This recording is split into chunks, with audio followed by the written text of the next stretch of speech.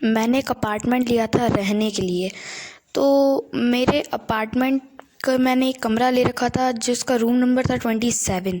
मैं जब वहाँ पे पहुँचा तो मैंने वहाँ का गेट खोला और फिर मैं अपना सामान सेट करने लग गया।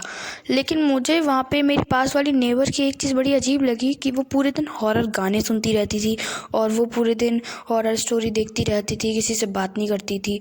और इन्हीं सब की वजह से मुझे रातों में नींद भी नहीं आ पाती थी। फिर एक दिन मैं उसके घर पे गया और मैंने उससे बोला कि आप ये सब मत करा करो। उसने गेट खोला और मैंने जैसे अंदर झांका तो वहाँ पे बहुत सारे प्लस के निशान थे और बड़ा अजीब अजीब सब कुछ लिखा हुआ था। और बस एक ही लाइट वहाँ पे जल रही थी जिससे बस एक ही लाइट से रोशनी हो रही थी।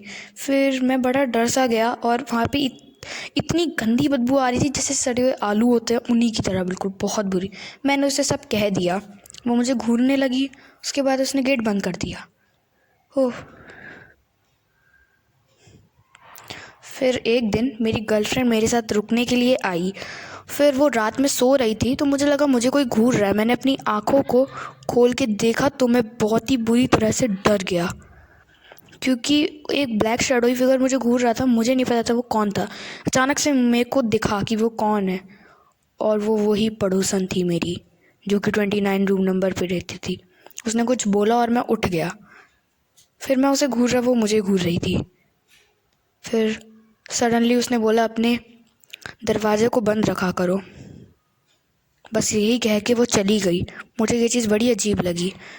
फिर मैंने एक दिन देखा नीचे विंडो से आवाज़ आ रही थी मुझे कुछ, और वो आवाज़ वही कर रही थी, वो कुछ बड़बड़ा रही थी। समझ नहीं आ रहा था क्या बड़बड़ा रही है।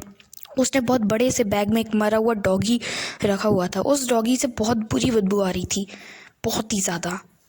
मैं इस चीज़ से बड़ा डिसअपॉइंटेड हुआ और मैं दूसरे नेबर के पास गया पूछने के लिए कि ये सब क्या हो रहा है। फिर वो नेबर ने गेट खोला। फिर उसने मुझे सब कुछ बताया।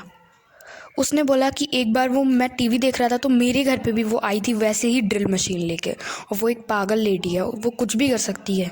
मैं बहुत ही ज़्यादा डर गया। मैंने तुरंत अपना फ़ोन उठाया और अपने पुलिस को कॉल कर दिया।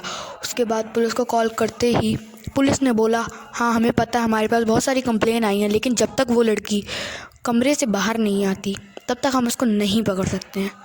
तो मैंने बोला ठीक है, जब वो आएगी तो मैं आपको कॉल करूँगा। बस फिर कुछ दिनों बाद मैं कैलेंडर में देख रहा था, फिर कुछ दिनों बाद अचानक से वो लड़की बाहर आई। फिर मैंने पुलिस को कॉल किया और 7-Eleven के बाहर पुलिस ने उसे चारों तरफ से घेर के पकड़ लिया और उसे पागल खाने में भर्ती कर दिया। फिर उस दिन के बाद से मुझे वो औरत अभी तक दिखाई नहीं दी है कहीं भी। पर अब भी मुझे ऐसा लगता है कि शायद वो मुझे रात में घूरती है।